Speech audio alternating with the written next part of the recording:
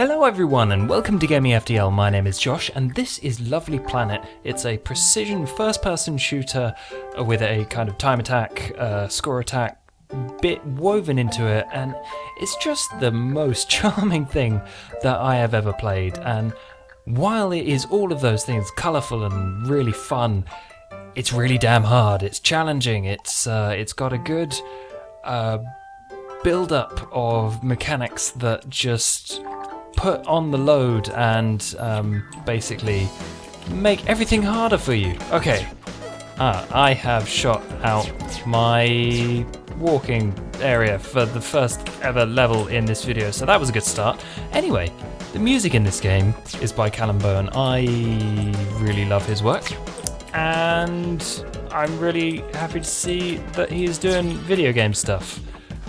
Because it just makes this kind of Japanese... Oh, this is the wrong way, hang on, let's go this way. This kind of bright Japanese, there's Japanese writing all over the place, and it gives it that kind of aesthetic that just kind of, I don't know, there's an energy to it and a momentum to the gameplay that goes really well with the music. And I have been having a ton of fun losing and retrying levels constantly. Because that's what this game is about. It's about building upon sets of mechanics that you already know in levels that you don't know, but you have to kind of learn where everything is and adapt to what the game throws at you, basically, and do them in the fastest time possible. So you get the blue star for finishing the level, you get the green star for getting under that time where it says Q 13.46, I did it 12.4, so I got the green star, and also there's a yellow star for doing it with a 100% accuracy. So if you want to get all 3 stars, you've got to do a lot of practice. Oh, ran straight into that one. You've got to do a lot of practice, and what the game does really well is pile on... Where am I going? It piles on the pressure and the amount of things that you have to keep in your head and deal with over the course of the game. And what you end up doing is retrying levels a lot, because it's almost impossible to go through on your first try, on a brand new level at least, without mucking something up. And see, already there's been things chucked at me that I've got to shoot, and if they hit the floor, they make me restart the level, and I'm doing quite well. I'm happy with all the 3 stars that I'm getting. And in a minute I will go on to the later levels, which add even more mechanics in and just make you think even harder. And that is where the challenge comes from. Thinking about the levels as they come to you and then incorporating those into a kind of muscle memory, which you then have to repeat. And then there are these things as well which move towards you, which are a pain. And that one got me. Okay, after I finish this level, I think I'm going to move on to the next levels. Or the next sets of levels, because there's A, more awesome music that I want to show you, and B, more mechanics that I want to show you. So, as for the actual first-person shooting bit, it's really, it's not like tight as in there's not a lot of room to move, and it doesn't feel like you're restricted in any particular way. You've got a lot of speed to you. There's a kind of... Oh, I missed that. There's a kind of... I don't know, it's not overly quick, but you do have a lot of momentum and speed to you, and you have to be able to smoothly guide yourself around and to face the right angles. And there's a trick shot later that I want to show you, which is really hard. Did I finish it? I don't think I did. I will start near the end of this second set of levels because they're really hard. Is that... that's the one I didn't finish. Oh my god, there's quite a lot I didn't finish. Okay, I thought... Staircase. Yeah, Staircase is the one I didn't finish. Let's start here. more music, and there's a bouncy thing as well. I think this is the level that I got the first 100% accuracy on, which I'm pretty happy with. It feels good when you achieve in this game. It gives you stars, and they're pretty, like, your gun, like, emits stars when you hit a thing, and it's really happy. It's like, yay, you shot the baddies, hooray! And it's not violent or anything, it's just like, yeah, you defeated evil or whatever. I'm guessing it would probably say whatever as well, because, you know, whatever. Yes, there's a nice mixture of movement mechanics and enemy mechanics to deal with later on. Well, I say enemy mechanics, things to shoot, because I don't know if apples are enemies in this game. They shouldn't be. Apples are great. But yeah, later on, and in the next set of levels, which I will move on to shortly. Oh no, I forgot that was there. Yeah.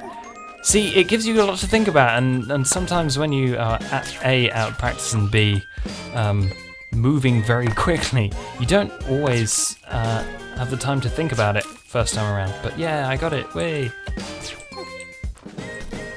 Oh, I went the wrong way. Let's just pretend that didn't happen and shoot this guy. So I haven't actually gotten about even halfway through all the levels. I've completed half of all the levels. I missed again.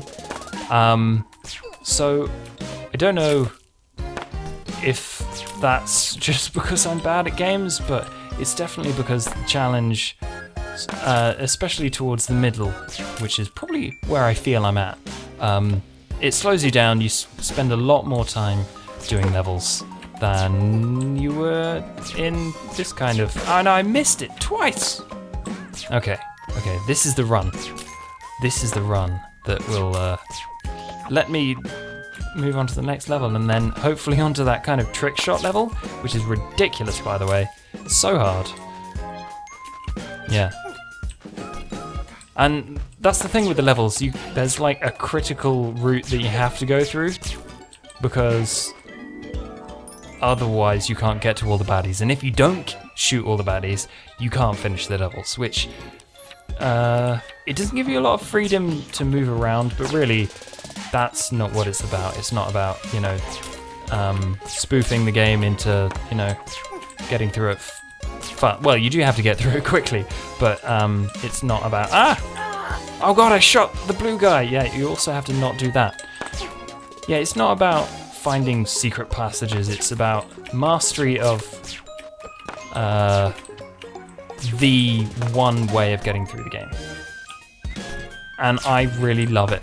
It's just, if all first-person shooters were this happy, then the world would be a much nicer place, and dude bros would be, you know, not yelling at each other over TeamSpeak and stuff, and everyone would, like, I don't know, it's just so pleasant, even though you're like retrying the same level over and over just to get that perfect run where you get all 3 stars and you get a really good time.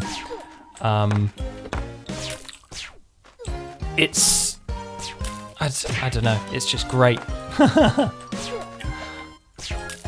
Because there are no leaderboards, like online leaderboards as it were. Obviously it does keep track of your times. Oh no, hang on, I'm gonna restart and show you what you should do each time you see a new level. You should press the F button and see where everything is, so you've got a decent idea of where you're going. And then actually start it. And not miss everything. Whew, that was close. Oh no, I missed the bounce. I think I jumped over it. Okay, here we go.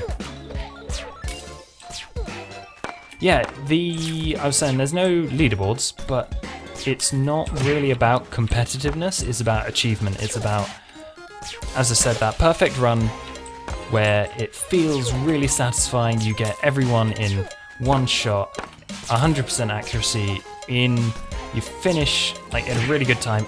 That guy. Okay, I'm just gonna skip to the level. I think this is the one. Oh god, yeah. Okay. This is fun. So, let me show you. You bounce on that, but there's a guy up there. So you have to bounce backwards, and then land in the middle of that, somehow.